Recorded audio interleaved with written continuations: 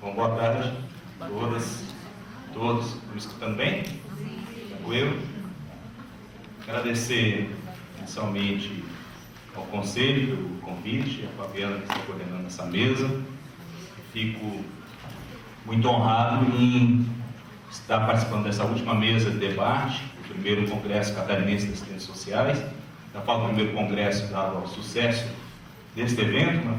Tenho certeza que mais edições serão realizadas nos próximos anos. Me sentir muito satisfeito de estar retornando a Santa Catarina e de estar colaborando com o Conselho mais uma vez nessa discussão. Eu preparei alguns slides, não sei se está no ponto. Se eu conseguir colocar para a gente conversar. Bom, a temática colocada trata das políticas sociais, o fundo público e o desafio ao exercício profissional. Bom, eu sou um economista que venho há algum tempo pesquisando sobre isso e há alguns anos trabalhando em serviço social, estou na Universidade de Brasília. Depois dessa longa apresentação da Fabiana, minha responsabilidade aumentou consideravelmente. Tenho só uma pequena correção, eu sou ex-coordenador do programa de pós-graduação, porque semana passada acabou o meu mandato. E, com a felicidade dos meus colegas, já elegeram a nova substituta e, enfim, quem passa por isso nas universidades sabe que é uma missão que a gente cumpre, né? Que não deseja ficar renovando por muito tempo. Enfim. Bom, vamos à temática, né? E eu acho que a professora Beatriz daqui a pouco está compondo a mesa com a gente e vamos ter a oportunidade de fazer um bom diálogo. Essa questão do fundo público e do orçamento, que é a sua parte mais visível, que a gente vai discutir aqui, acho que historicamente ela teve presente, né, no cotidiano do exercício profissional dos assistentes sociais, né, em que pese, em grande parte, dessa presença muito subjugada, oculta, tratada, enfim, de maneira secundária, né? Por que eu falo isso, né? O montante do orçamento público, da face mais visível, né, do fundo público, que é o orçamento, sempre foi uma das determinantes da limitação do exercício profissional. Comentava a professora Beatriz, emenda, temos início já, não, uns segundos.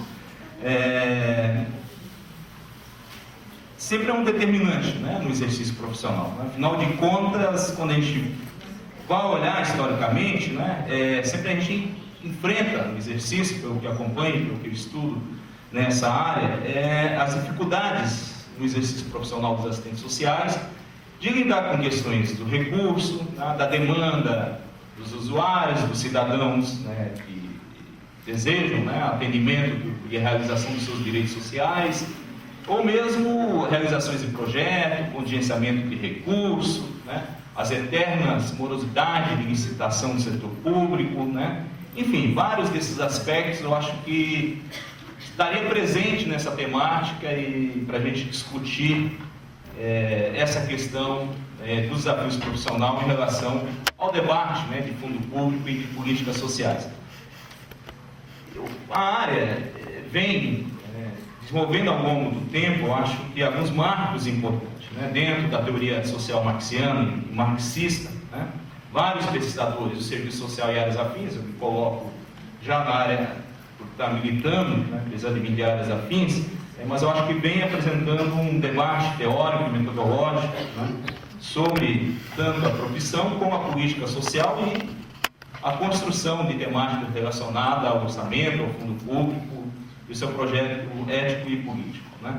Eu gostaria aqui também de render minhas homenagens, né, aos estudos pioneiros nessa área. A professora Beatriz Paiva, daqui da Federal, uma das estudiosas, a professora Elane Berg, da UERJ, a professora Vanete Boschetti, com quem eu tenho a honra de trabalhar na Universidade de Brasília, também uma professora que vem uns anos, né, dedicando a pesquisar financiamento, orçamento público, e é um desafio, acho que tem dado contribuições extremamente relevantes para aprofundar e estudar essa temática como ela deve ser feita, né? Então, acho que essas são questões que permeiam o nosso debate e que eu acho que nessa mesa a gente deveria aprofundar essa discussão, e eu acho que tem pelo menos 3 grandes questões centrais para a gente pensar o assunto e colocar em relação ao desafio profissional, né? Uma primeira consiste em tratar o orçamento público, o fundo público, na sua totalidade, né? Ou seja, buscar não entender somente as particularidades, ou enxergar especificamente o financiamento estrito sensu de uma política específica ou de um programa. Isso constitui, é um grande desafio, né? Porque, em geral, a tendência nos debates, falo mais especificamente esse ano, por exemplo, o debate da política de assistência social, que é o tema de financiamento, né? Tenta se limitar o debate a isso, né? Ou seja, aos 50, 60 bilhões de reais que estão lá no orçamento para a política. Não, na verdade nós temos que tratar de incorporar e de avançar essa questão, né, para além da própria área do próprio programa, né? O fundo público trata de alguns bilhões, trilhões, como eu pretendo mostrar aqui para vocês, né? Então, diria, de maneira simplificada, trata-se de enxergar a floresta como um todo e não apenas uma árvore nesse debate, né? E nós temos que colocar esse desafio a ser feito. O segundo ponto, né, é discutir a questão orçamentária, discutir ela no campo também da política econômica. A política econômica é um limitador central do debate e da expansão dos direitos sociais, das políticas sociais, né? Portanto, trata-se, nesse debate, de comparar os recursos aprovados, os recursos executados, comparar com o PIB, com a dívida pública, com a realização de superávit primário, com todo o limite inserido na crise do capital, né? Ou seja, essa é uma questão que tem que ser colocada para se pensar fundo público e orçamento. E um terceiro, que eu digo que é uma armadilha, né? Que é o debate de que esse assunto é um assunto técnico, né? E pior ainda quando diz que é um assunto só para os coleguinhas economistas, né? E é mais restrito ainda, né? Ou seja, é um assunto que diz respeito à Secretaria de Fazenda, ou os técnicos que mexem com o orçamento. Isso é, na realidade, uma armadilha, né? E que pese se exige conhecimento para se discutir o orçamento, se aprofundar nessa questão, é, acima de tudo, uma decisão política, né? De prioridades governamentais, né? A técnica tem que estar a serviço das grandes discussões políticas e de decisões, né, na correlação de força na sociedade, né, que vão expressar as preferências dentro do orçamento público, né? Então, acho que nós temos que sair dessa armadilha, superar isso, né, dominar e enfrentar a questão com um tratamento político, né, dessa questão, né, que vai, obviamente, desde qualificação, acesso a essas informações, participações das conferências, dos fóruns, enfim, fazer o controle, né, democrático, de maneira que a gente não deixe à margem, né, o debate sobre o orçamento público no contexto dessa sociabilidade contemporânea. Bom, feito essas considerações iniciais, espero estar situando vocês naquilo que eu vou desenvolver ao longo dessa minha fala, eu preparei alguns slides que buscam colocar essas questões. Vamos ver se ele vai passar, essas coisas nunca funcionam. Então, e é verdade, né? Diz, eu falei das questões técnicas, foi para me derrubar. Nada feito, meu amigo, com esse controle. Para onde tem que apontar? Aqui? No... Foi? Não, é isso mesmo. Uma primeira orientação. Além dessas questões iniciais que eu coloco para vocês, eu quero aqui organizar minha fala em 3 grandes blocos, vamos dizer assim. A primeira é essa que vai aparecer nesse slide, que eu vou desenvolver alguns argumentos em torno dela, que é um debate num contexto mais geral, teórico, sobre pesquisa do fundo público, né? Eu acredito que a professora Beatriz vai dar grande contribuição a esse debate. O segundo ponto é pensar como desdobramento disso, uma parte mais prática, como que a gente pode pensar o financiamento das políticas sociais.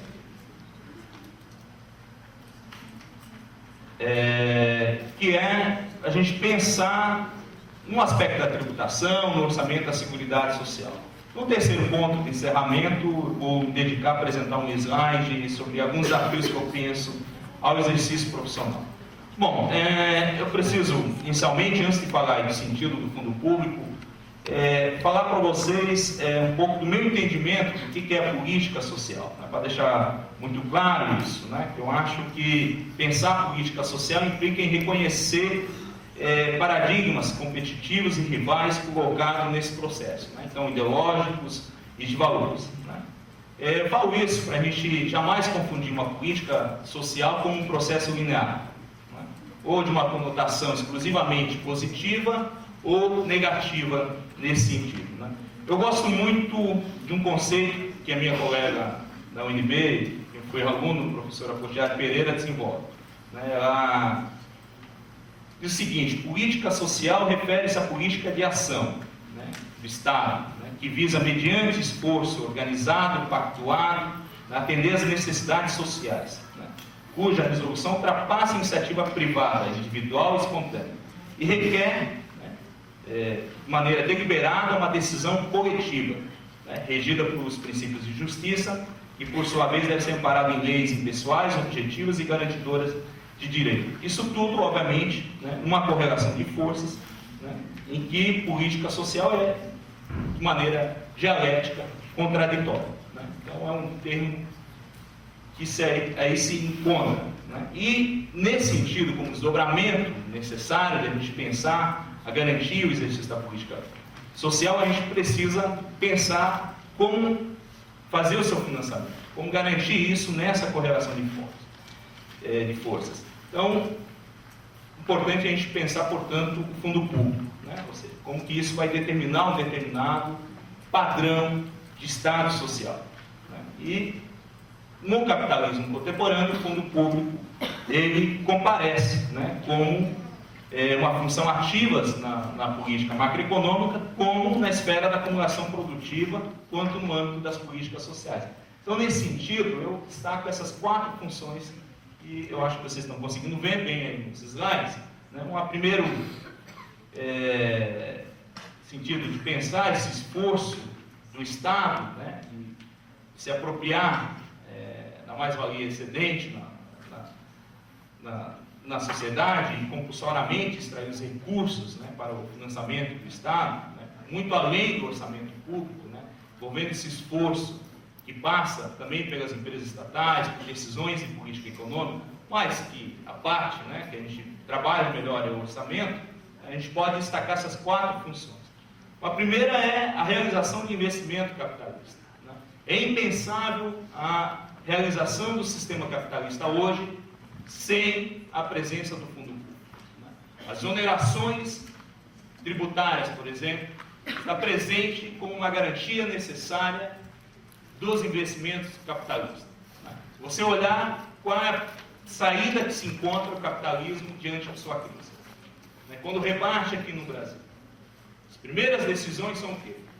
De desonerações tributárias. Né? Desonerações que vão permitir ou a retomada da taxa de lucro ou a realização do próprio investimento. Isso com profundas repercussões sobre o financiamento das políticas sociais, que raramente as pessoas associam a isso. Desoneração de IPI de carro significa um desfinanciamento da saúde e da educação. Reparte diretamente no fundo de participação dos municípios e no fundo de participação dos estados. Ou seja, IPI mais imposto de renda compõem esses 2 pontos. 49% da arrecadação desses 2 impostos são destinados aos fundos de participação dos estados e municípios, com as prefeituras e os governos estaduais tendo que cumprir gastos mínimos com educação e com saúde. Então, apenas para dar um exemplo, né, de colocar esse debate no seu devido lugar. Outro exemplo de desoneração profunda, e eu vou tocar nesse assunto mais adiante, é no âmbito das contribuições que financiam a Seguridade Social, como a COFINS, por exemplo, essencial no financiamento da política de assistência social e de saúde. Cada vez que eu concedo uma desoneração sobre esse tributo, eu estou desfinanciando uma das políticas que compõem a Seguridade Social, sem falar da folha de pagamento, que eu vou detalhar mais adiante.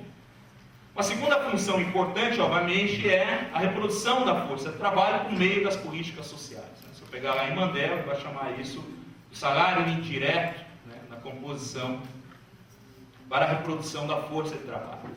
E que, sem dúvida, né, se não fosse a realização por meio do fundo público, seja para garantir saúde, formação técnica, educação, etc., ou as pessoas iam depender de esquemas familiares de reprodução e de garantia disso, ou teríamos que as empresas bancarem, né, esse custo da força de trabalho. E obviamente, né, toda a infraestrutura que viabiliza a acumulação de capital advém dessa necessidade. Né? Eu gosto sempre de dar um exemplo. A Volkswagen bota 1 milhão de carros na rua. Os economistas gostam de chamar isso de externalidade. Ela não tem nenhuma responsabilidade ambiental ou por construção de estrada, de viadutos, etc. É o fundo público que vai ter que comparecer por meio do Estado para fazer isso. É construir e depois privatizar, né? A medida em geral. Né? Foi para alguma concessionária privada explorar ao longo de algum tempo. Bom, ou o resto da vida. Uma quarta forma, bastante contemporânea de a gente pensar o fundo público, e como é até na fala, é a transferência de recursos, né, sobre a forma de juros e amortização da dívida para o capital financeiro. Grande parte do orçamento da esfera do capitalismo financeiro é comprometido, né, com a transferência de recursos, né, para o pagamento de juros e amortização da dívida. Cerca de 10% nos orçamentos dos países da OCDE já é comprometido com essa função. Aqui a gente vai ver que o nosso é bem maior, 3 vezes mais, chega a cerca de 30%. Bom, dito isso, eu vou me detalhar um pouco sobre orçamento e políticas sociais, mas sendo claro que o fundo público pressupõe pelo menos a disputa em torno dessas 4 funções que se realizam. A disso para apontar ali. Fabiana, que é coordenadora técnica, entende em questões técnicas. Vai lá, Fabiana.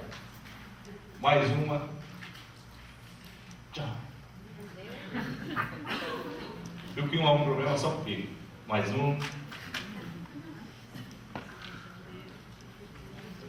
Você é a minha bolsista que me ajudou a fazer os slides, ela gosta de coisinha bonitinha, né? Mas o que eu falo para ela, sempre um slide tem que ter uma figurinha que é, pelo menos se apagar essa forminha, as pessoas olham na figura. Isso não é muito bom.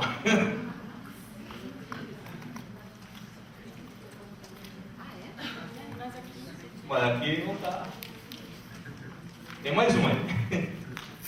Você quer passar de lá? Eu vou te fazendo sinal aqui, você vai. Já foi o último. Olha. Então, só para a gente ter bastante claro o meu conceito aí de orçamento público, se a gente pensasse em uma peça puramente técnica, o que a gente ia dizer? Orçamento público é aquilo que o Estado expressa, de um lado, a sua forma de arrecadação, de maneira planejada, e do outro lado, seus dispêndios. Né? Então, aí o Poder Executivo estaria pensando na sua elaboração, tendo a sua prerrogativa de fazer e de gerenciar, Poder Legislativo de fazer as alterações e controlar, e a sociedade civil, em tese, né, participaria por meio dos conselhos, por meio de audiências públicas, reivindicando, monitorando o orçamento. Passando o próximo, vocês vão ver que isso vai dar, uma perspectiva mais ampliada em política, um conceito mais amplo, né? Ou seja, eu tento expressar que é de ver o orçamento público não somente como essa peça que é um contrato, né, que daqui a pouco vai aparecer ali para vocês, eu tenho aqui, como esse instrumento, né, de expressar as diferentes formas em que o poder executivo e legislativo faz, mas, sobretudo, aí eu chamo nessa parte do conceito, a última parte, né, ou seja, o orçamento público, ele é uma expressão da preferência dos autores sociais, na realidade. Ele é mais do que essa peça. Quanto parte da sociedade civil e uma parte, às vezes, nossa, né?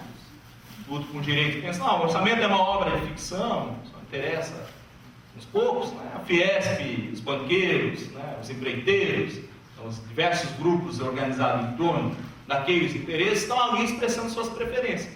Estão ali brigando por obras do PAC, ou por recursos do campo financeiro, ou mesmo por desviar recursos públicos em torno da disputa do orçamento, né? Ou seja, a comissão mista do orçamento no Congresso Nacional é a mais disputada, né, durante anos, né? Já ocorreram vários escândalos em torno dela. E não é à toa, né, porque ali está concretamente, né, o quinhão de recursos públicos que vão intervir diretamente na realidade econômica e social. Portanto, vai expressar aquilo que trabalhadores lutaram para ter dentro do orçamento, ou que empresários ou capital conseguiu ali expressar. Para a gente ter uma ideia, passando o próximo, de valores, né, somente na área federal, né, então, a última lei orçamentária, executada no ano passado, né, teve aí 2 trilhões de reais. Né? Eu falei lá no começo que a gente não pode ficar olhando especificamente um programa, uma política, né? Ou seja, a gente tem que tratar de todo o volume de recursos. E aí eu estou pegando só a área federal, né? Então você tem aí 2 trilhões 257 bilhões de reais, aí incluindo tudo, né? Orçamento fiscal, seguridade, investimento e a parte somente contábil do orçamento, que a gente chama de refinanciamento. Não vem ao caso fazer muito detalhamento técnico, né? Tirando essa parte do refinanciamento, de 300 bilhões de reais, a gente vai ter aí, no orçamento fiscal e da seguridade social, a terceira linha, né, 1 trilhão e 400 bilhões de reais. Se eu pegar só a seguridade social, as funções típicas, né, previdência, assistência social e saúde, eu vou ficar com 524 bilhões de reais. Né? Bom, mas o restante, né, onde vai grande parte desse orçamento, onde ele é aplicado efetivamente. Né? Se eu pegar só em 2012, sem o refinanciamento, sem somente essa parte contábil, portanto, eu estou falando da transferência concreta de dinheiro do fundo público para os rentistas do capital financeiro, né, bastante direto, né, e se o Márcio Coca não estiver errado, né, você tem 20 mil famílias que se apropriam dessa transferência, que no ano passado foi da ordem de 454 bilhões de reais. 134 bilhões na forma de juros e 319 bilhões na forma de amortização. Vocês compararem aí a última frase com a penúltima, vocês vão ver que é 454 bilhões contra 524 para toda a Seguridade Social, que transfere diretamente benefícios para 26 milhões de pessoas, mais o Bolsa Família vamos para 40 milhões, mais o Serviço de Saúde e Assistência Social, a gente vai atender aí cerca de 90 milhões brasileiros e brasileiras com esses recursos, né? Extremamente redistributivo nesse aspecto, e no outro extremamente concentrador de recursos e de renda. Bom, pegando uma perspectiva de uma visão ao longo desse tempo de comportamento, para a gente ter uma ideia do que é essa transferência financeira, se puder passar o próximo, te agradeço. Você está distraído? Próximo. A gente vai ver como é que é esse comportamento nos últimos anos. Então aí eu montei uma tabelinha rápida, né, aqui para a gente conversar no evento, mostrando aí juros, amortização da dívida nesse período, né? Então se vamos pegar em 2012, por exemplo, né, 454 bilhões, quanto é isso? Isso dá 32% do orçamento fiscal e da Seguridade Social. Vocês vão ver aí que ao longo de 13 anos, né, de 2000 para cá, essa parte, esse compromisso com a financiarização, ela foi constante no Fundo Público Brasileiro. 35% do orçamento foi comprometido, né, com pagamento de juros e amortização. Ou seja, isso é uma questão determinante da gente discutir Estado Social no Brasil. Sem enfrentar essa questão, dificilmente podemos pensar em alargar as políticas sociais para as políticas universais, garantidoras de direito, né? Ou avanço de serviços, né, em várias áreas, né? Ou pensar o debate da saúde, como estávamos aqui colocando anteriormente, né, nesse aspecto, né? Então, são recursos que precisamos botar na ordem do dia na discussão. O próximo slide vai nos dar uma noção de como que é isso na participação no orçamento público. Vocês estão vendo aí que tem 5 linhas, né? As 2 linhas de cima diz respeito àquela vermelha, um quadradinho vermelhinho, é o que foi gasto com Previdência Social e sua participação no orçamento público, incluindo aí Previdência Setor Público, o regime geral da Previdência Social. A outra é a variação do pagamento de juros e amortização. Ela praticamente, em quase todo o período, é maior do que aquilo que foi gasto com a própria Previdência Social, que é a maior despesa dentro do orçamento público. Que as três linhas de baixo, bastante interessante, que é a participação de saúde, assistência social e educação no orçamento público. Chama a atenção aqui para vocês, nessas duas últimas linhazinhas, essa azulzinha clara é a educação. Ela, de 2009, já vem sendo inferior ao gasto com a política da assistência social dentro do orçamento geral da União. Ou seja, a gente pensar nessa política, uma política universal, a gente vai ver a participação que o gasto da assistência social vai tendo. De 2004 já começou a perder, mas aí teve ano que foi recuperando, aqui igualou um pouquinho em 2010, 2011, né, mas vem vários passos essa participação. Só federal, tá certo que os governos estaduais e municipais gastam, né? Mas pensando na crise nas universidades públicas, na nossa última greve, todas essas discussões, se a gente quiser colocar esse gráfico, é muito significativo nessa participação. Para dar uma ideia dessa transferência, então, em termos de valores, eu não vou gastar mais no meu argumento, eu acho. No próximo slide a gente vai ver essa transferência ao longo desse período. Ou seja, aí tem só, para você ter uma ideia, esses são valores que vão de 2000 a 2009, né? Ou seja, tem 10 anos, e nessa parte vermelhinha de baixo é o resultado das contas públicas. A parte mais verdinha é chamado resultado primário, que o governo consegue economizar para pagar juros e amortização da dívida. E a parte azulzinha em cima é o que foi pago efetivamente de juros da dívida no período. Vocês vão ver que mesmo com essa política de mais de 10 anos de ajuste fiscal, tudo que o país economiza para transferir para a área financeira tem sido insuficiente para pagar o próprio juro que gera com a dívida. Que por um lado, como um economista heterodoxo, eu diria que mostra completo fracasso da política de ajuste fiscal até do ponto de vista liberal.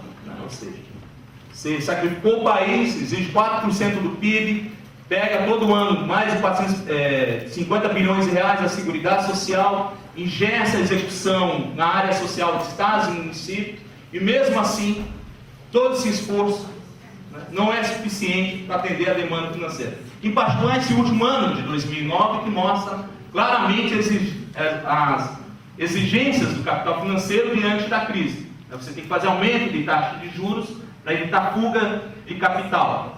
Fuga de capitais, como vai ocorrer agora esse ano. A gente vai ter que fazer essa resposta. Então, isso exige uma participação alta. Mas chama atenção porque esse gráfico, por outro lado, permite aos economistas da linha liberal defender uma política conhecida como déficit nominal zero, que significa pegar esse pedacinho vermelho e passar para cima. Ou seja, fazer todo o esforço dentro do orçamento público para zerar o pagamento de juros e amortização anualmente. Isso implica, por exemplo, em propostas como dobrar a bruto para 40%, em desvincular o salário mínimo da Previdência Social, em acabar com o benefício de prestação continuada, transformando no antigo renda mensal vitalícia, por aí adiante. Isso aí está num artigo assinado por Delfim Neto e Fábio Giambiagi, que chama-se déficit nominal zero, que volta e meia é colocado no debate público das finanças brasileiras. Então esse gráfico permite a gente pensar isso. No próximo eu faço um pequeno comparativo para a gente ter uma ideia do que isso significou ao longo desse período. Então nesse próximo slide, o que eu coloco? Esse recurso pago na forma de juros nesses 10 anos deu 45% do PIB de 2009. Se eu quisesse fazer uma continha simples, de preferência no orçamento, já que o Bolsa Família é tão atacado pela esfera conservadora da sociedade brasileira, eu estaria para pagar a valores de 2009, 108 anos de Bolsa Família. Eu me diria por um século ficar pagando Bolsa Família. Ou se eu quisesse pagar 40 anos de educação no orçamento público, com os valores de 2009. Ou 35 anos os gastos com saúde. ou 22 anos dos gastos com previdência social. Então, acho que essas questões, né, devem estar presentes para conversarmos sobre o todo quando pensarmos as questões públicas. Por fim, um último gráfico de mostrar o que isso significa em termos de média histórica. O Brasil destina aí cerca de 7,51%, destinou, né, desde 95, na média, para pagamento de juros nominal da dívida. Isso é uma questão determinante, porque os países da OCDE gastam 2,1% do PIB com pagamento de juros. As 15 maiores economias da Europa, 1,5%.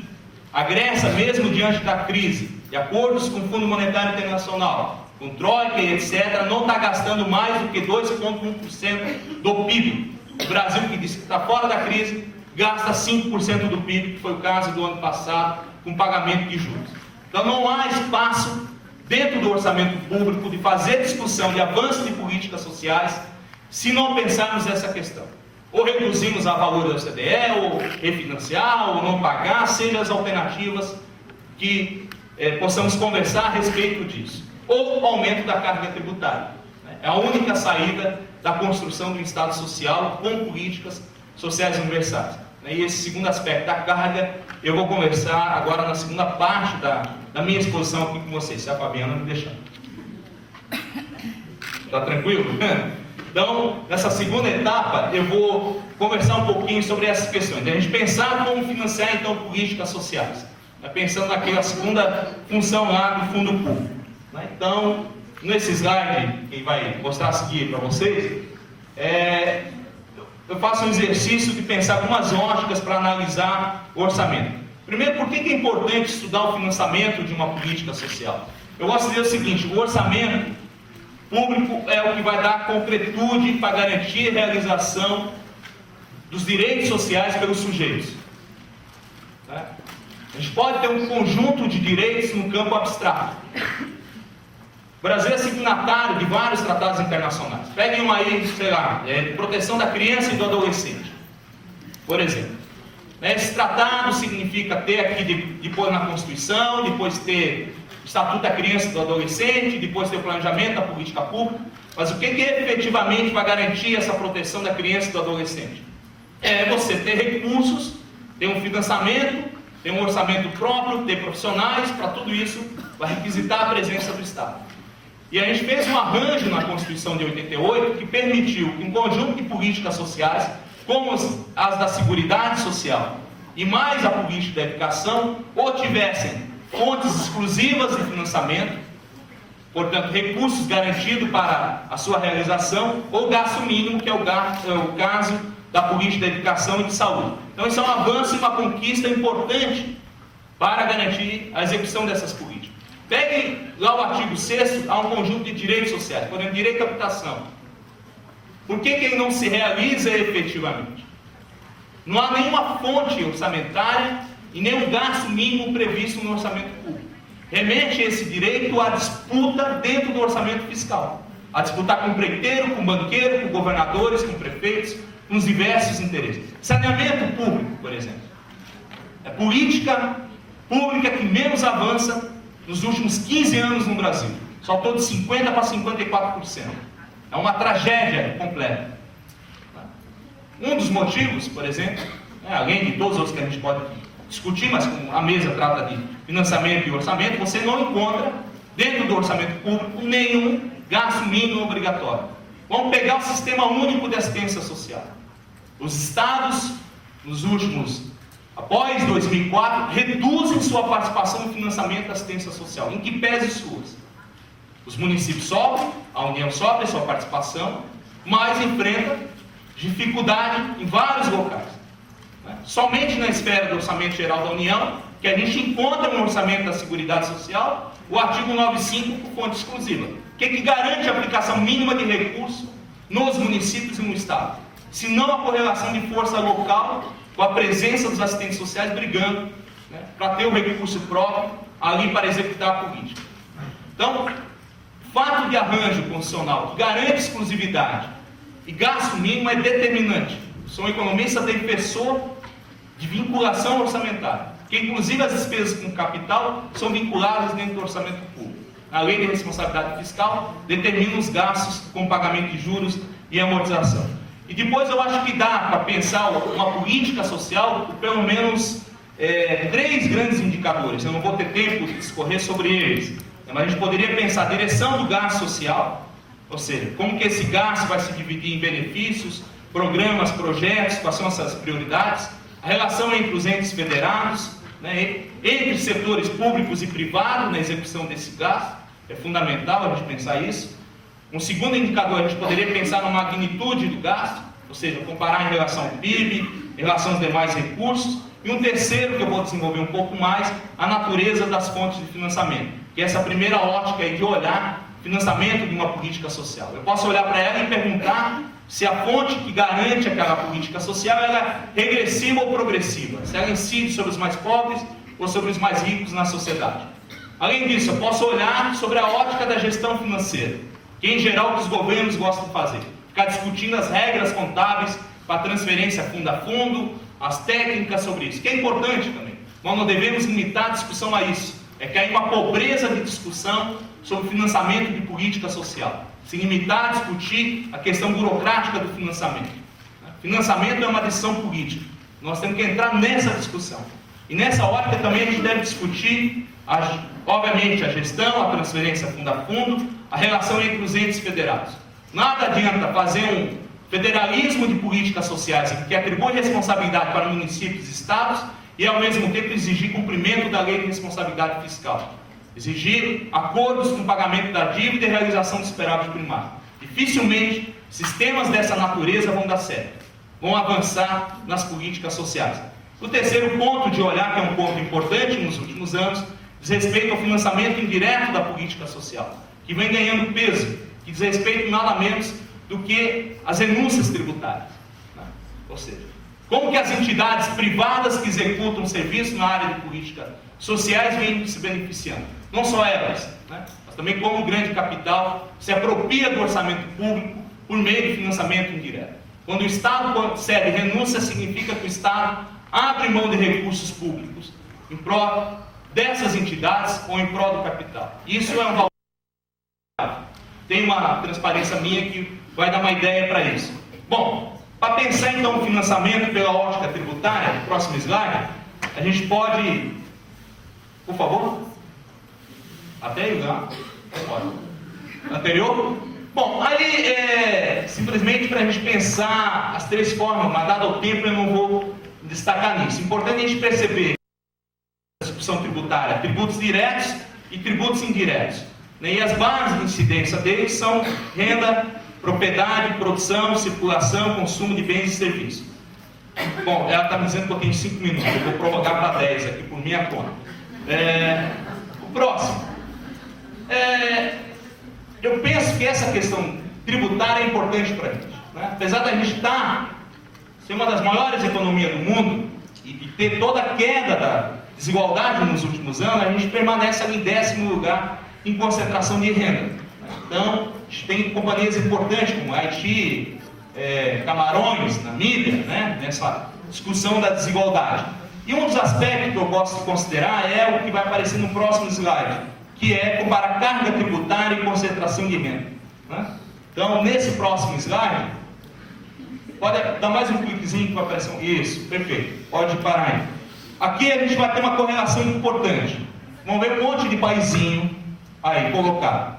Vocês podem observar nesse quadrante de cima desse gráfico. Lá vão ter os países, vamos dizer assim, top no financiamento do Estado do Bem-Estar Social. Suécia, Dinamarca, Noruega. Qual é uma característica que eles têm em comum?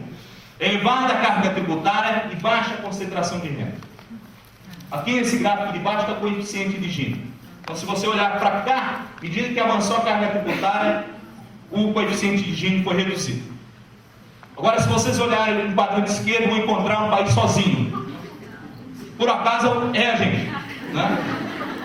Elevada a carga tributária, e apesar de não ser a mais alta do mundo, é 18ª, também é conversa fiada dizer que a nossa é a mais elevada, isso é muito importante colocar no debate, mas com elevada concentração de renda. Por que isso ocorre? Por que a gente está nessa situação? Eu acho que um dos motivos passa pelo debate da questão tributária. Próximo slide. gente vai ver, pode ir para o próximo, por favor, que... Então, nesse gráfico aí que vocês vão perceber, essa parte verde, toda grande aí, ó, de vários países, Canadá, Estados Unidos, Reino Unido, porque é todos países socialistas, né? Coreia, Alemanha, né? Todos eles cobram tributo sobre renda e sobre patrimônio. As duas maiores partes do gráfico indicam aí que 2/3 dos países têm uma forte carga tributária sobre renda e patrimônio. Se vocês olharem aqui na direita, tem a gente e o México, com uma parte cinza bem alta, né? Que é o quê? Tributação sobre consumo, tributação indireta sobre os mais pobres. É a nossa preferência de tributação, claramente, né? Isso nada mais é do que financiar a política social de maneira regressiva. Pegar recursos dos pobres para financiar a política social, ou dos trabalhadores de maneira geral, né? Pode passar o próximo gráfico aí, por favor? Vocês vão ver nessa tabela aí, que se eu pegar consumo 55% e renda do trabalho, vai me dar aqui, ó, embaixo dessa linha meio amarela, alaranjada, aí 10,68. Vai dar em torno de 65%. 2/3 do orçamento público brasileiro é financiado pelos pobres e pelos trabalhadores assalariados. Poderia ficar horas aqui conversando sobre vários detalhes dessa tabela, infelizmente o tempo não dá. Mas apenas para situar vocês, aqueles que mais reclamam da carga tributária nesse país são os que menos pagam. Cidadão que forma o impostômetro e etc, e vai para a televisão reclamar, ele exatamente que não coloca um centavo no financiamento do Fundo Público Brasileiro. Para ter uma ideia, no outro slide, a gente vai ter um gráfico bastante interessante. Aquele verdinho são 5.292 felizardos que pagam imposto de renda, que de acordo com a Receita Federal tem renda acima de R$1 milhão no ano, desculpa. Receita encontra no Brasil apenas 5 mil milionários. Certamente nessa ilha maravilhosa devem viver 1.000, né? Lá no Lago Sul, em Brasília, os outros 4 mil. O restante eles não conseguiram encontrar. Ou seja, se vocês olharem aí o Banco Boston, consultoria, ele diz o seguinte: o Brasil tem 220 mil milionários. O renda superou $1,5 milhão aplicado no mercado financeiro. Esses não pagam imposto de renda. Desde 95 é isento imposto de renda de lucros e dividendos, só pessoas jurídicas que são isentos na distribuição de lucros e dividendos. Aqui a gente poderia discutir vários aspectos disso. Poderia discutir tributação sobre patrimônio, né, que no Brasil se limita a carro popular e a casa, né, das pessoas, e não a pagamento de tributos sobre jatinhos, sobre helicópteros, etc. Que estão completamente isentos, uma vez que carro é coisa de pobre, né, rico, ou esse bloco é de helicóptero, né, isento, obviamente, de pagamento de impostos. Bom, poderia ficar um tempo, eu já tenho que encerrar minha fala, teria mais alguns slides aí que tratam da Seguridade Social. Eu só vou comentar um único e depois vou para a última parte para encerrar minha fala literalmente. Esse slide mostra aí que a arrecadação da Seguridade Social em 2011 foi de 528 bilhões. Ela está em torno de 12% do PIB. Nós só chamar a atenção para 3 questões aí. Essa aqui, primeiro, pese todos os avanços que tivemos em gastos sociais, etc., a Seguridade Social dá um pequeno salto, muito pequenininho, de 10,5% do PIB para 12% do PIB, ao longo dos últimos 10 anos. É muito pouco, até se eu comparar a evolução populacional e etc. Segundo aspecto que essa tabela eu gostaria de dizer para a gente, que lá na segunda linha tem receita previdenciária líquida, que é a receita sobre folha de pagamento. Ela é da ordem de 250 bilhões de reais. Ela significa quase metade do financiamento da Seguridade Social. Ou seja, metade do financiamento da Seguridade Social advém da folha de pagamento. Disso, 2/3 é contribuição de empregadores. Um arranjo que no Brasil começou com a lei Lote Taps, em que a gente corre sério risco nos últimos anos, dadas as onerações que têm sido realizadas. 50 bilhões de reais é a previsão agora para o próximo ano. E se sustenta em 2 mitos. O primeiro da geração de emprego e o segundo que é alto custo sobre a folha de pagamento. Se pegasse aqui meu gráfico anterior, vocês iam ver que o custo da folha de pagamento brasileiro é um dos mais baixos do mundo. Obviamente que não temos o custo nem da Índia nem da China, mas comparado aos países industrializados, de fato, nós temos um custo baixíssimo. Isso requer alguma discussão no nosso debate sobre o financiamento da Seguridade Social. Ou seja, e o governo continua, né, todo mês anunciando os déficits da Previdência e etc. Eu não vou poder me aprofundar nesse debate, dado o tempo, eu vou direto ao último slide, eu peço para você ir direto ao último, para a gente colocar algumas questões para pensar os desafios do exercício profissional e eu encerrar minha fala. Vai adiante, por favor, pode ir lá no último slide. Isso. Bom, eu deixei aqui para a gente fazer essa reflexão, e dado que as políticas sociais é um campo importante e amplo de trabalho dos assistentes sociais, né?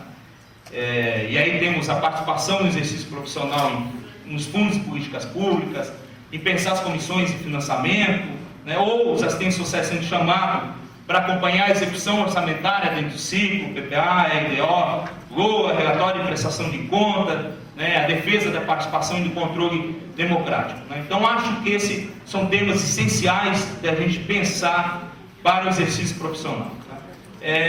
Então acho que a primeira questão é pensar o financiamento enquanto essa parte concreta de realização do direito social, né? Então é o orçamento que dá essa garantia, né? Os assistentes sociais têm um papel profissional relevante, né, na participação no ciclo orçamentário de garantir a realização desses direitos. Uma segunda função é do planejamento das políticas sociais. Os assistentes sociais são cada vez mais chamados, né, a participação da elaboração do plano plurianual, né? Então aí está um campo importante e de entendimento necessário, né, para essa discussão. O terceiro são os conselhos de políticas sociais, que aprovam e discutem o orçamento de um conjunto de políticas sociais. E não pode fazer isso em reuniões extraordinárias, à véspera de mandar a peça orçamentária para o Poder Legislativo. Isso requer uma discussão ampla, transparente, de acesso a essas informações e elaboração. Então, acho que há aí um desafio importante a ser feito. Por último, ou penúltimo, né, a garantia, né, da justiça social pelo lado do financiamento. As políticas sociais precisam ser financiadas pelos donos do capital. Estou falando aqui da construção do sistema tributário que se paute o tributo sobre renda e sobre patrimônio, né? E por fim, a necessidade de incorporar essa temática. Eu fico muito feliz que o Congresso tenha decidido dar essa temática na sua última mesa de debate, né? Nas outras atividades do serviço social, né? Como por exemplo a realização de estudo socioeconômico, nas assessorias, no trabalho de educação popular. Acho que essa temática deve ser uma temática cara aos assistentes sociais. Dominá-la é um dever, né, para a boa realização do exercício profissional e para a gente avançar na construção de um país mais justo. Muito obrigado pelo espaço, agradeço mais uma vez.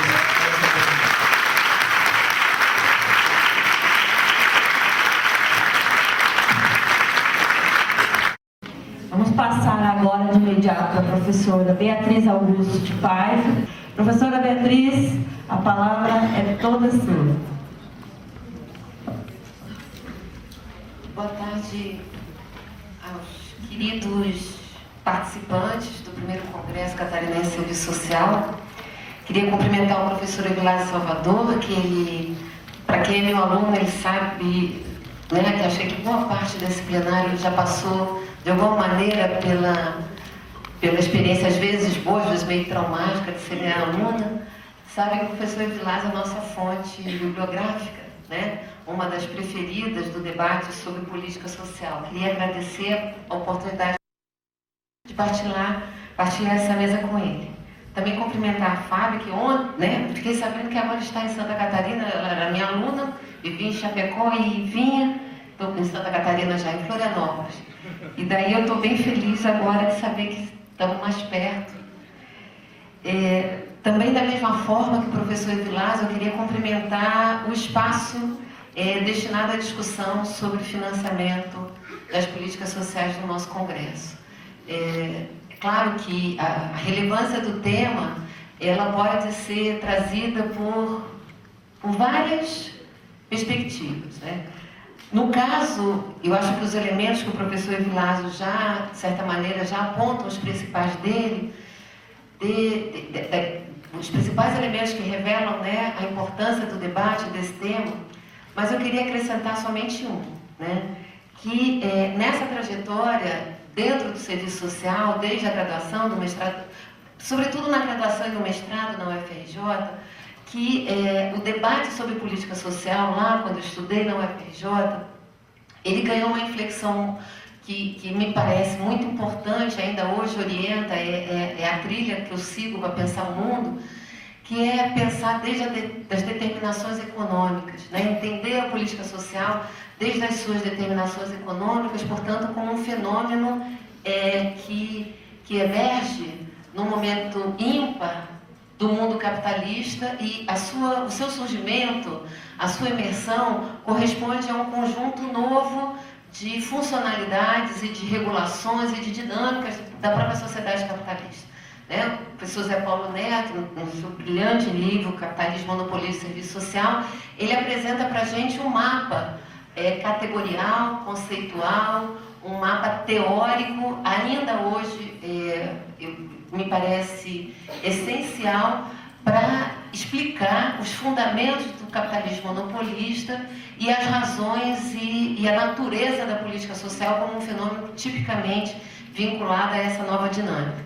Então, o tema do financiamento ele é um tema que permite que visualizemos de uma maneira muito concreta, muito nítida, o lugar do serviço social. O lugar do serviço social dentro da sociedade capitalista. Afora, evidentemente, a reflexão que a professora Marilda também fez lá nos anos 80, trazendo para nós os elementos do capital para explicar o processo de produção, processo de reprodução social, processo de produção capitalista, e uma descoberta muito importante também, essencial, da localização do serviço social na mediação entre capital e trabalho. A combinação desses dois estudos fazem com que o serviço social hoje tenha não só a política social como seu território, onde exerce a profissão, onde, por meio da política social, existe concretamente como uma força de trabalho especializada no conjunto da divisão sociotécnica do trabalho, mas, sobretudo, nos permite entender o que a gente está fazendo ali. E sem o debate do financiamento público é muito difícil discutir qualquer tipo de intervenção sobre as famílias, sobre os sujeitos, sobre as instituições, sobre qualquer espaço de trabalho que a gente vai organizar. As decisões dilemáticas que atravessam o universo do assistente social, elas estão orientadas por esse horizonte da disputa pela riqueza socialmente produzida. E eu vou aceitar aqui uma formulação, dentre muitas, que o professor Evilásio faz para nós, mas vou aceitar aqui uma proposta de pensar, então, o tema dessa mesa, trazendo talvez, não sei se é um outro paradigma, mas ele falou no início que para pensar o conceito de política social, nós temos alguns paradigmas competitivos e rivais. Eu acho que o nosso paradigma não é rival, talvez nem competitivo. E se for competitivo, eu vou dizer que o professor Evilásio já ganhou o debate. Porque a discussão sobre o fundo público, ela é uma discussão que já se espraiou e que já ganhou, vamos dizer, o conjunto da sociedade. A gente toma essa categoria de fundo público como uma categoria bastante importante para localizar o espaço da construção do financiamento das políticas sociais. E nessa competição de paradigmas, eu vou dizer que a minha categoria é um pouquinho menos competitiva, que é a categoria do excedente. E eu vou chegar um pouquinho mais lá na frente, mas antes eu vou pontuar essa perspectiva, que alimenta a reflexão sobre o financiamento e as políticas sociais. Como a Fábio colocou, acho que ela leu todo o currículo lá, não sobrou nada lá para vocês consultarem, tem um pedaço na minha caminhada como pesquisadora que é olhar a América Latina, que é pensar a realidade brasileira desde o ponto de vista latino-americano. Isso não é só uma escolha geográfica, isso não é só uma mirada, isso não é só uma perspectiva. Isso é uma opção teórica, metodológica, que significa adotar um conjunto de categorias e de autores que buscam entender um princípio político político e também teórico, que há uma especificidade no capitalismo latino-americano, que há, portanto, uma especificidade no capitalismo brasileiro. Reconhecer e identificar os números que o professor Vilásio traz significa entender que tem uma especificidade. Não é possível que a nona, oitava, às vezes sétima, às vezes sexta economia do mundo tenha a 10ª pior concentração de renda. Se isso não é algo sui generis, como diz Rui Mauro Marini, alguma coisa está errada nos nossos instrumentos de análise, né? Nada que explique isso, a não ser o fato de que Deus não é brasileiro, né? Porque esse é um quadro econômico absolutamente desconcertante. E também é desconcertante a gente atribuir a explicação desses fenômenos ao regime neoliberal, ao governo Fernando Henrique, ao governo Lula, até a Pedro Álvares Cabral. A gente vai até nele para tentar explicar nisso. Mesmo que a gente chegue a Pedro Álvares Cabral, mesmo que a gente chegue ao Emberê, né, que foi o líder do Tupinambá, que enfrentou os primeiros franceses lá no Rio de Janeiro, nenhum desses fenômenos, dessas estruturas de poderes que são endógenas, são nossas, internas, explicam a natureza tão contraditória da estrutura econômica do Brasil. E se a gente, o professor trouxe vários países, né, para pensar naquela lâmina, mas se a gente pensar do Rio Grande para baixo, a gente está tudo embolado, né? Do México, passando pelo Caribe, chegando ali no Haiti, tudo, tirando Cuba, estamos tudo igual. As diferenças são muito pequenas do ponto de vista, claro, o Brasil é enorme, é rico, é grande. Como é que fica a Bolívia, o Paraguai? Fica próximo, fica perto. É muito mais simples, é muito mais operativo entender o Brasil desde o Paraguai do que entender o Brasil desde a Suécia, para pensar a política social. Nós temos muito mais identidades na construção dessas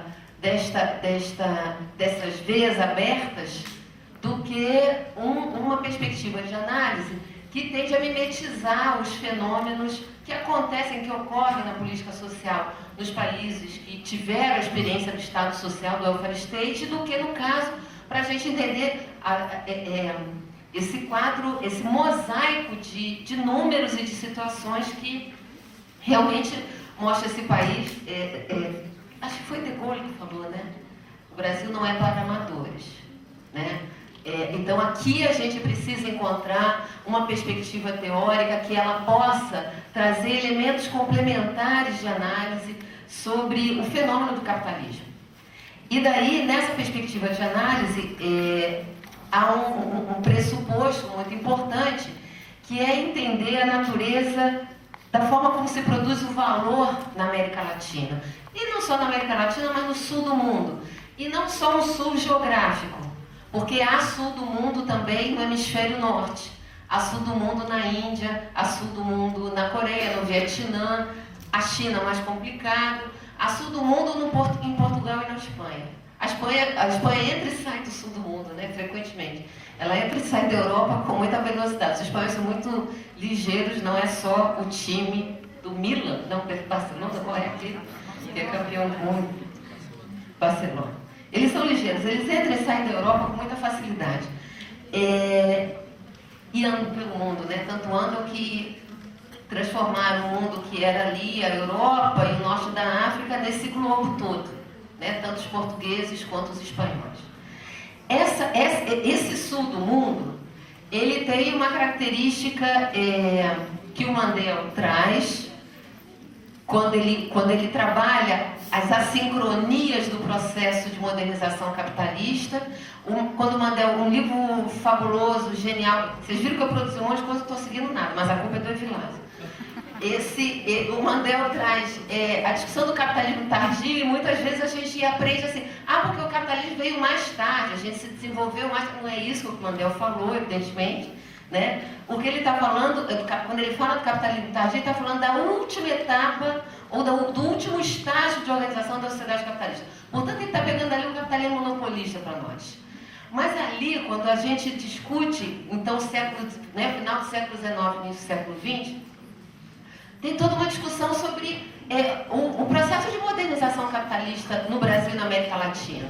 E uma polêmica que foi muito importante, talvez agora já um pouco mais superada, sobre o ingresso do Brasil no sistema capitalista, com uma dificuldade enorme de explicar o que era antes do capitalismo. Antes do capitalismo nós tivemos um regime colonial. Nesse regime colonial, por um acaso a força de trabalho era escrava. E nesse momento já criamos um impasse. Então o que a gente produz? Produz mais-valia, não produz mais-valia? Nós não estamos numa sociedade feudal? Qual é a transformação para a sociedade capitalista? Como é que se constituem as classes sociais? Tudo isso é muito difícil quando a gente lida com um sistema colonial cuja forma de produzir a riqueza se dá pela exploração da força de trabalho escrava. Isso para dizer que é aí mesmo que o Brasil é capitalista. E toda a América Latina. A América Latina, o mundo colonial, ele já surge junto com o desenvolvimento da sociedade capitalista, com o momento de acumulação da sociedade capitalista. Isso para colocar que os elementos para a compreensão da realidade latino-americana, eles, por mais sui generis que eles sejam, do ponto de vista histórico e do ponto de vista factual, só é possível desde a perspectiva marxista. Porque somente com as chaves heurísticas que o marxismo ele elaborou, é possível entender um conjunto de contradições que opõem de maneira tão singular e tão complexa e tão misteriosa capital e trabalho. Aqui a gente está falando de capital e trabalho. A gente pode chamar de fundo público, mas a gente está falando de capital e trabalho. A gente está falando do momento que o capital se apropria da riqueza do trabalho. E aí eu chego na categoria do excedente e produz uma riqueza tão abundante, o trabalho assalariado, combinado com muitas outras formas de trabalho, produz uma riqueza abundante no século XX, pela mediação da tecnologia, pelo desenvolvimento da robótica, lá atrás nem tanto, mas mais pela mudança, né? Na segunda revolução industrial, uma riqueza tão abundante que gastar aquela riqueza, como diz o Paul Baran e Paul Suisse, se tornou-se um problema. Somente no capitalismo monopolista que o aproveitamento do excedente tornou-se um problema. É tanta riqueza que não dá para chegar a gastar, comprar colar, joia, navio, helicóptero, Bahamas, não dá para tomar vinho, não dá para comer só caviar, não dá. Não dá para torrar o dinheiro na esfera do consumo. E não dá também para parte dessa riqueza produzida, extraída da força de trabalho, acumulada privadamente, ficar só com o capital. Mesmo que ele queira investir no processo produtivo, eu estou aqui simplificando um livro que é muito bom, recomendo que vocês leiam, mas eu estou simplificando e vocês vão dizer que eu estou falando uma coisa, vocês vão entender que está sendo uma explicação grosseira, porque é muito resumido. Mas essa riqueza abundante, todo esse excedente produzido, ele não pode só ser reinvestido no próprio processo produtivo. Eu não posso só produzir mais garrafa, mais copo, mais carro, porque tem uma coisa que o Marx descobriu na teoria do valor, que é a composição orgânica do capital e a capacidade do capital manter não só a produção da mais-valia, mas uma taxa de lucro, que é diferente da massa de lucro. Quantidade de riqueza. São duas grandezas diferentes.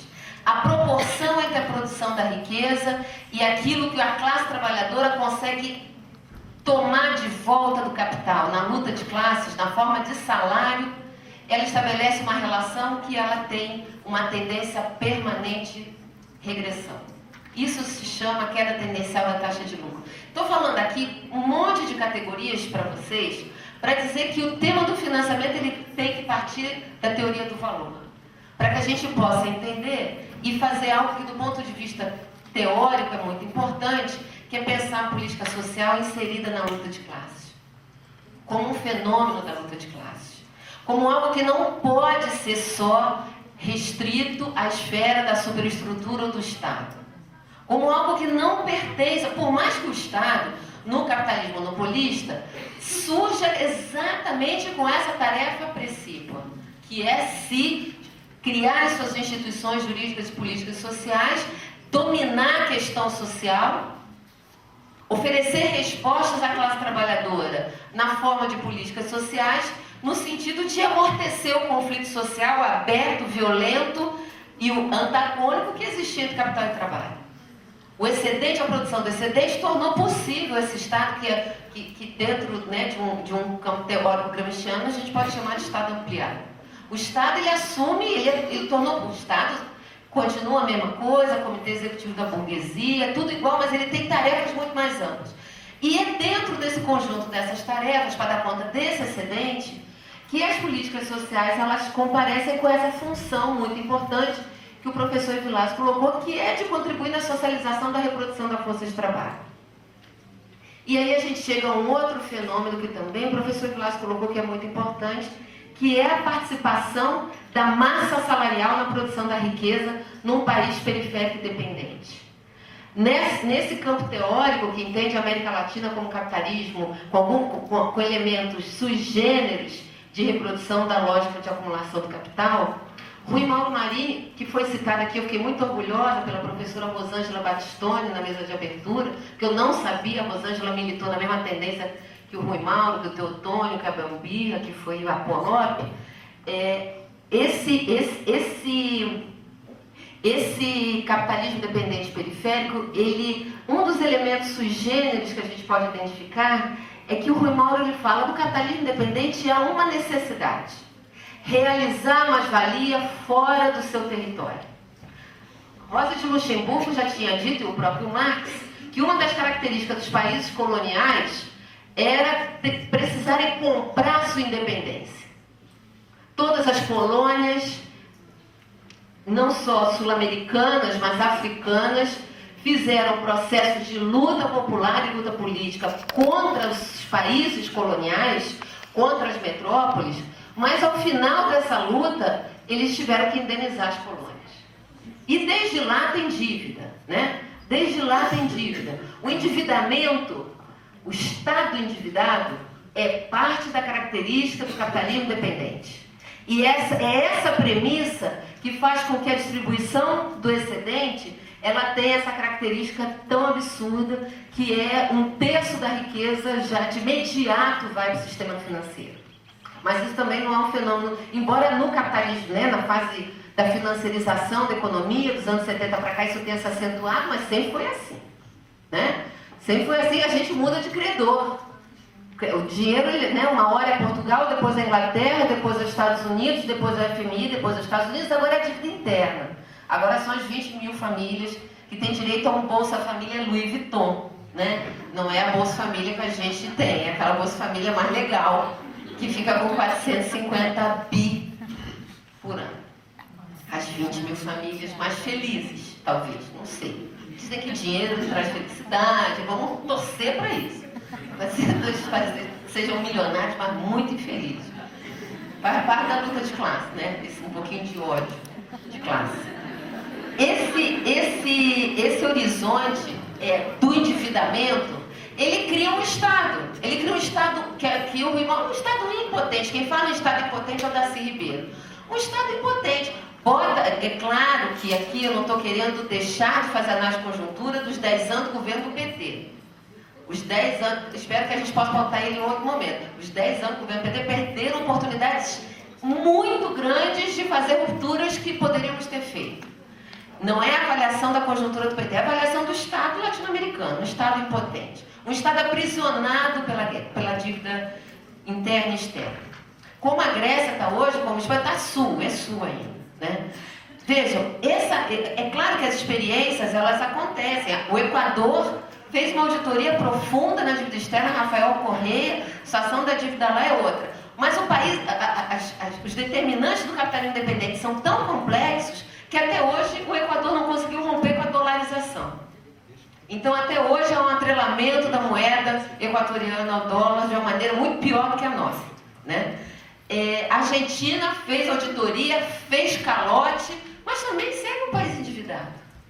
Então, a Venezuela também fez auditoria, também renegociou a dívida, mas não tornou-se um país sem as amarras do capitalismo independente. Por que o capitalismo independente não se resolve por dentro do Estado? Porque é o sistema inteiro que cria as amarras. Simplesmente a gente pode romper com o capitalismo independente fazendo uma colônia em Marte. se a gente não quiser fazer a revolução inteira, saindo do planeta Terra, estando no sistema econômico mundial, as amarras elas vão seguir de forma. Tanto é que Cuba fez a revolução e está lá, sem comércio, sem relação com o resto, vivendo um bloqueio por mais de 50 anos. A condição do capitalismo independente ela é uma condição absolutamente tremenda do ponto de vista da organização, da economia e dos dilemas para a luta de classes. E daí eu chego numa outra categoria muito importante para entender por que a massa salarial é tão pequena e por que boa parte da riqueza é produzida pela via do consumo. Marini se apropria da categoria de superexploração que Marx traz, superexploração da força de trabalho. Ele diz, no capitalismo independente, a produção de riqueza ela se dá por meio da superexploração da força de trabalho. E aí ele tem todo um debate para discutir produtividade, para discutir, porque há um fenômeno concreto.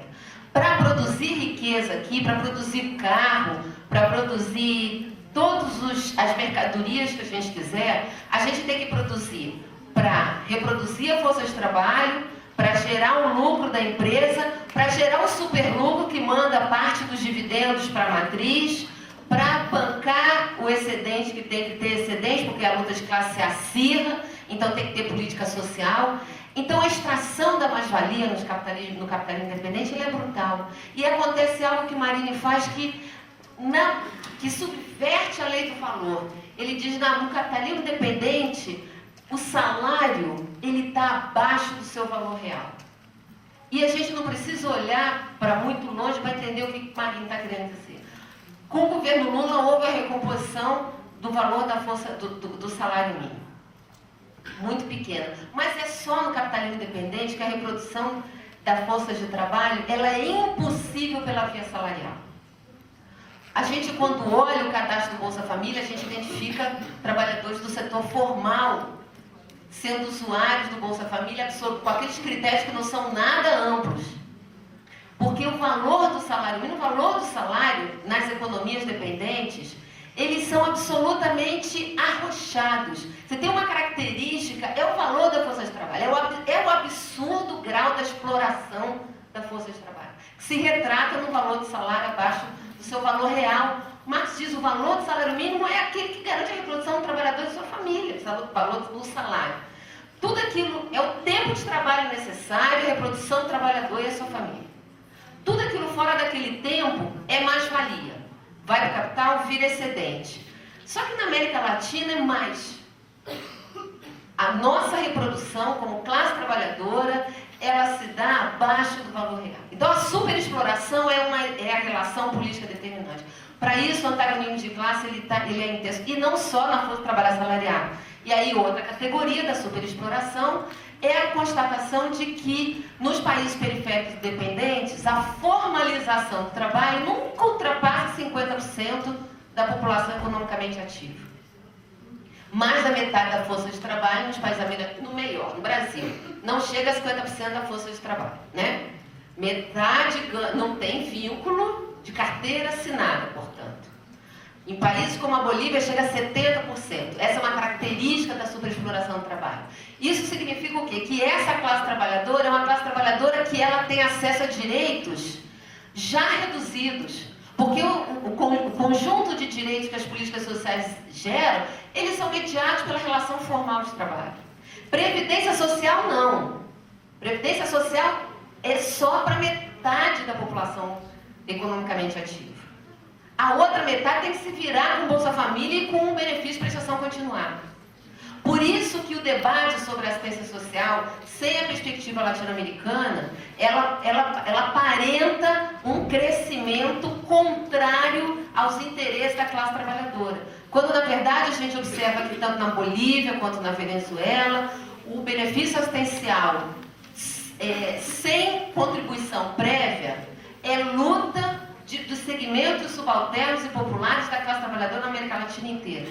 Porque tanto aqui como na Bolívia, como na Venezuela, boa parte da classe trabalhadora trabalhou a vida inteira e não tem direito à aposentadoria. Só vai ter pela via do benefício não contributivo.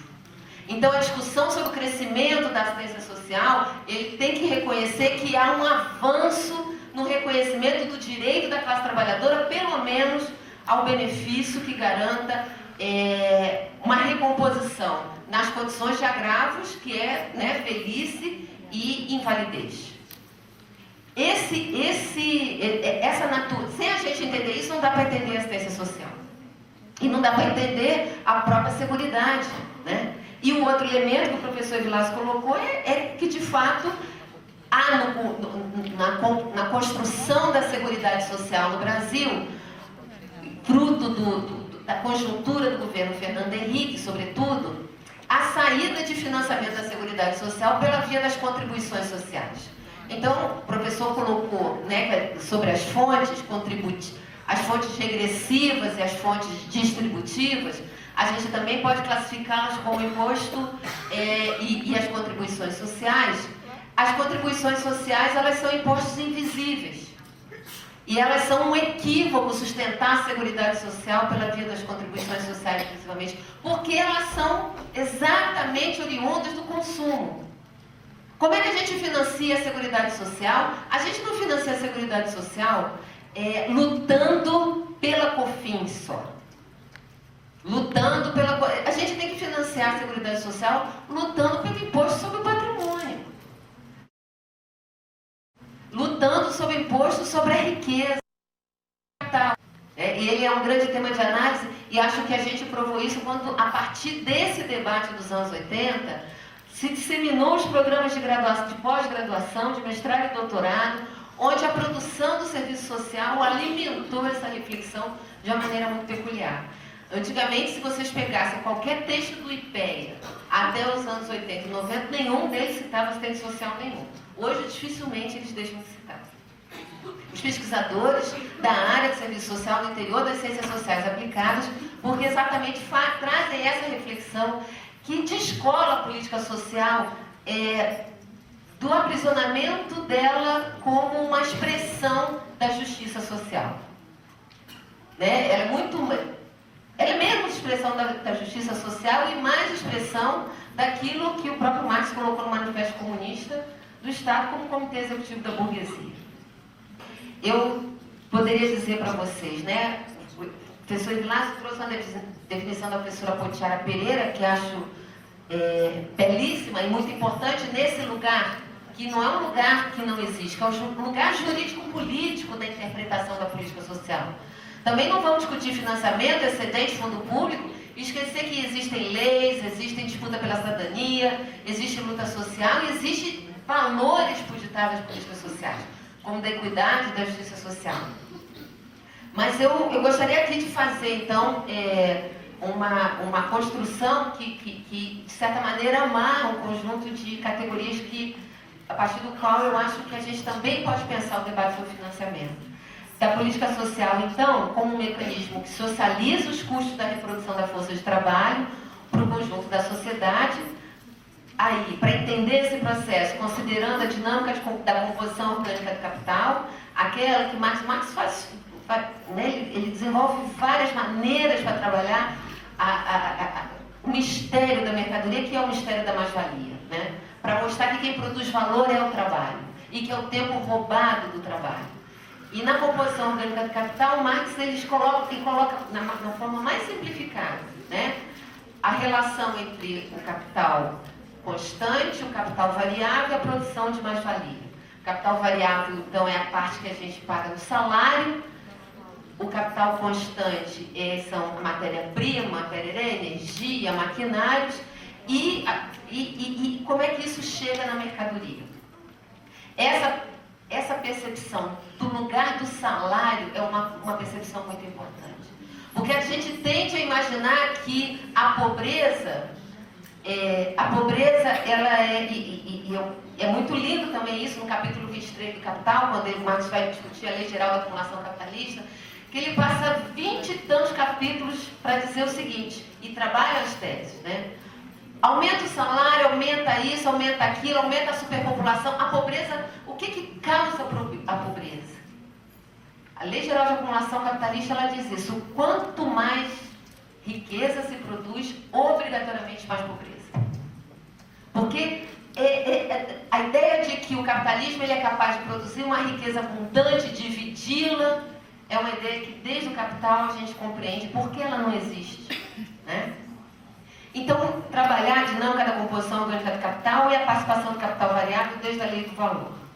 Numa dessas estratégias acionadas, então, por aquilo que o Zé Paulo mostrou para a gente, que ele foi o nosso autor que nos apresentou o debate, pelas estratégias acionadas no processo de expansão da extração da mais-valia, nos termos que Paul Baran e Paul Suisse, lá em 1966, demonstraram como aproveitamento produtivo do excedente econômico a ser valorizado no capitalismo monopolista. O dinheiro com política social é um dinheiro que ele entra no processo de valorização da mais-valia. Ele está na esfera reprodutiva, ele não produz valor, mas sem a política social é impensável entender a reprodução do capital.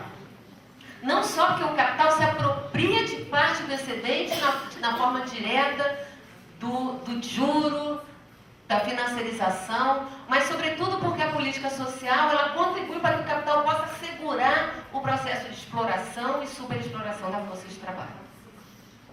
Ele socializa os custos de produção da classe trabalhadora. Então ele permite que o capital possa lucrar mais, extrair mais-valia. A gente também tem um cenário onde a própria política social vira mercadoria, que é o local onde o Estado avança sobre o serviço de saúde, sobre o serviço da previdência social, ele mercadoriza a política social e ele transforma aquilo em mercadoria lucrativa. Mas esse pedaço, ele fica para outra oportunidade que a Fábio acabou de dizer que eu tenho que concluir.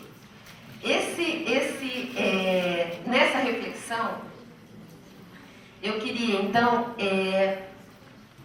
para encerrar minha fala, insistir que na construção política da nossa categoria, para pensar a ação profissional, que é parte do debate que a gente vai fazer aqui hoje, nos marcos do projeto ético-político que foi forjado na nossa luta como classe trabalhadora,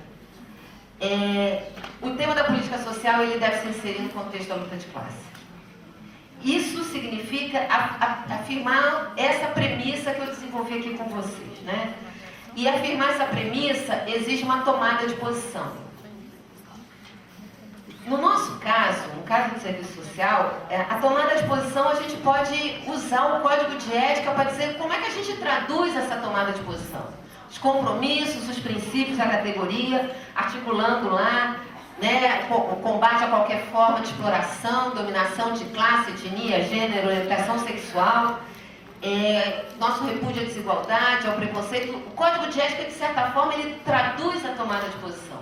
Mas ele só traduz, ele não garante a tomada de posição. Ele não realiza a ação profissional a partir desses princípios.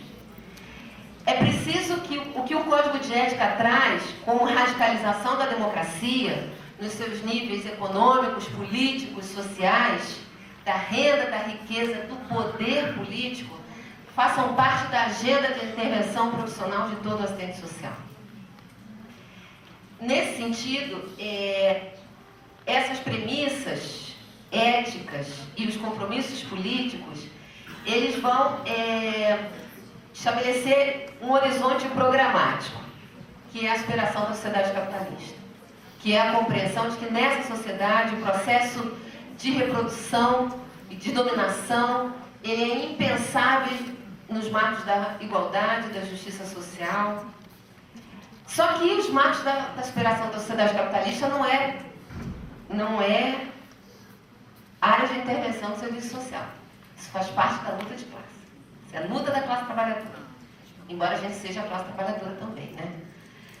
Então, nesse sentido, eu acho que a avaliação da conjuntura, eu não saberia dizer se a gente está mais perto ou mais longe desse horizonte, se a gente tomar o processo histórico do serviço social na afirmação desse horizonte programático.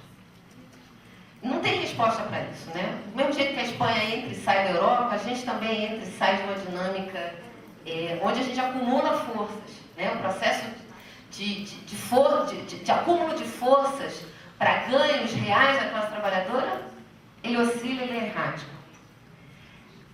Mas eu queria dizer que, embora a conjuntura e a dinâmica das classes sociais elas não obedeçam a um influxo e a uma dinâmica unidirecional, né? Elas caminham progressivamente na direção de uma transformação, eu acho que há uma exigência para a ação profissional, para o exercício profissional, que essa é inequívoca e ela não pode desaparecer. Que é a dedicação e o apreço pela praxis, pela compreensão da praxis revolucionária, aquela que associa ética, teoria e política, como um elemento que submete o fazer profissional. Que o fazer profissional ele precisa se submeter à praxis política. O fazer profissional ele não pode estar à parte da praxis política. Ele não pode se alimentar de conhecimentos teóricos que nos restringam a gestão, execução de programas e serviços, interpretação da legislação, mediação das ações que a gente desenvolve. Eu gostaria de enfatizar que essa submissão do fazer profissional ao ato dialético de construção da análise teórica e da luta política, que é coletiva, ela não é corporativa, ela deve se dar sempre em simultaneidade às requisições institucionais. As requisições institucionais, elas estão aí, qualquer um de nós tem que cumprir. Qualquer um de nós é classe trabalhadora, qualquer um de nós é assalariado, qualquer um de nós tem chefe, qualquer um de nós tem responsabilidade, qualquer um de nós, embora lutando progressivamente, crescentemente pela nossa autonomia profissional, as requisições institucionais, elas estabelecem sim, e inevitavelmente, a nossa condição de força de trabalho. Assalariado, classe trabalhadora, explorado, tudo igual. Mas essas requisições institucionais, elas têm que se dar em simultâneo a esse patrimônio teórico e político que o serviço social forjou nos últimos 30 anos. Que permitiu que o Código de Ética traduzisse aqueles valores, mas que, sobretudo, traz o elemento de compreensão de que a nossa inserção na realidade ela é uma intervenção intelectual e política. Esse é o lugar da profissão na sociedade. Não para o capital, para a classe trabalhadora. Posso ver assim? Então, nesse sentido, cada passo, cada rotina, cada processo que possui uma inserção dada nas dinâmicas organizacionais, elas são ditadas pela sociedade burguesa, pelo poderoso moinho do capital, ela é um condicionante permanente na nossa ação como classe trabalhadora, como profissional que eu imagino que deva ser, que possa ser um intelectual e um político. Só que vira e mexe, o serviço social ele se defronta com as contradições que estão colocadas, e eu acho que a gente está vivendo um momento muito singular, onde algumas contradições elas estão nos rondando de uma maneira muito precisa. Que a gente pode chamar que é uma certa lassidão aos contravalores que perpassam a sociedade burguesa. O Zé Paulo fala de duas, mas a gente pode falar de um monte aqui. O Zé Paulo fala na moralização da questão social e na psicologização da pobreza. Né? Ele fala que parte dos atributos da construção da sociabilidade burguesa é convencer a todos nós de que a pobreza é parte da conduta individual de cada um. Então, a pobreza decorre da falta de estudo, da falta de disciplina, do excesso de bebida, de muitos filhos, de migração. Esse lugar da psicologização que vai e vem, ele entra no serviço social. Ele entra no serviço social e ele traduz um fenômeno que é o fenômeno do conservadorismo. E esses contravalores, eles estão aí nessa sociedade, né? É o individualismo, é o corporativismo, é o patrimonialismo, é o autoritarismo, é o sexismo, é o racismo, tudo aquilo que pode contribuir para a reprodução do status quo. Se a gente não for fazer parte das fileiras da revolução, a gente vai atuar sim no combate a esses contravalores no interior da relação profissional que a gente estabelece com a classe trabalhadora e com a população usuária. Sem esse combate nessa dimensão, o serviço social ele deixa de perder completamente o sentido de existência. Então, Daí eu queria concluir dizendo do nosso horror ao conservadorismo. Horror ao conservadorismo. Quando eu falo em horror, eu não estou pensando no medo do conservadorismo, não. Não tenho medo do conservadorismo. Não acho que a gente tem que temer o conservadorismo. Eu falo da repulsa ao conservadorismo no serviço social. Como algo inconcebível, inaceitável e intolerável. Então, sem temer o conservadorismo ou as práticas reprodutoras daquilo que eu falei, né, da moralização da pobreza, do controle da vida privada, do autoritarismo da profissão na relação com a população, do burocratismo, do patrimonialismo, todos esses contravalores que naturalizam as práticas de dominação burguesa, de exploração de classe, e que sancionam e que acolhem esta sociabilidade e que criam um outro lugar do serviço social diferente daquilo que foi que foi forjado com muita luta por nós, junto aos demais segmentos da classe trabalhadora na luta contra a ditadura. Esse conservadorismo, ele embrutece e ele emburrece o serviço social, porque ele sequer produz teoria. Então, abandonar o campo crítico, aceitar o ecletismo, aceitar a psicologização, aceitar as fórmulas de controle e submissão dos segmentos das classes subalternas, nos emburrece, porque sequer estão assentadas em perspectivas teóricas. Estão assentadas no pior senso comum, no senso comum mais conservador, mais dominador.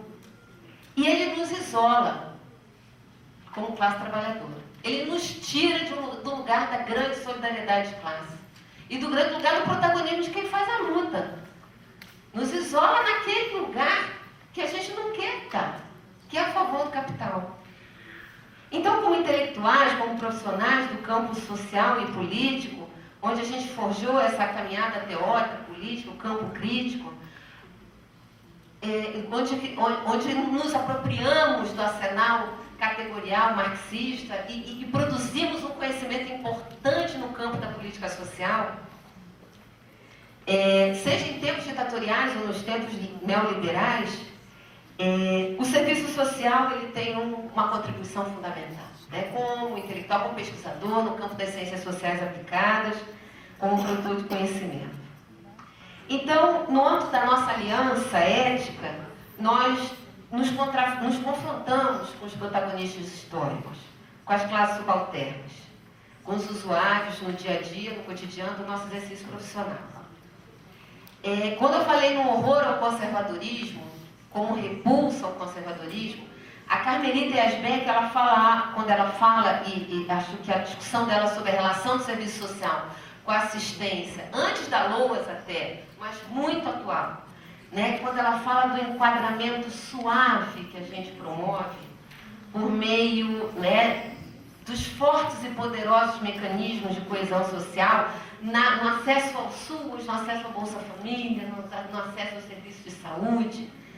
Esse enquadramento suave é que é a antípoda do nosso compromisso ético-político. Então, eu queria concluir dizendo que é isso, né? A relevância desse tema, de pensar a política social pelo ângulo das suas determinações econômicas, e entendê-la desde esse marcador concreto, que é a sua estrutura de financiamento, ela nos coloca aqui, nesse primeiro congresso, um desafio muito grande, né? Que é refletir, e eu espero que a gente possa permanentemente se apaixonar por uma profissão crítica, radicalmente democrática, comprometida com os interesses, com os direitos, com a luta das classes trabalhadoras, onde o estudo sobre as políticas sociais ele passa a ser, então, essencial. Nessa perspectiva é que não só o debate sobre o serviço social, mas o debate sobre a política social, ele nos permite o espelho daquilo que a profissão forjou nos últimos 30, 40 anos. Numa profissão insubmissa, numa profissão crítica, numa profissão que faz os enfrentamentos e que, sobretudo, atua no combate a todos esses elementos que eu trago aqui como os contravalores do conservadorismo, mas que podem permitir que a gente se posicione cada vez mais como um segmento da classe trabalhadora, que além de classe trabalhadora, que luta e que faz um processo de organização política dessa classe, também tem uma capacidade de contribuir numa perspectiva da praxis, que produz conhecimento, que é um intelectual, que estuda, que decifra a realidade. Porque sem esse estudo e esse conhecimento da realidade, impossível transformá-la. E é desse lugar que eu espero que vocês encontrem o debate sobre financiamento e política social. Obrigada.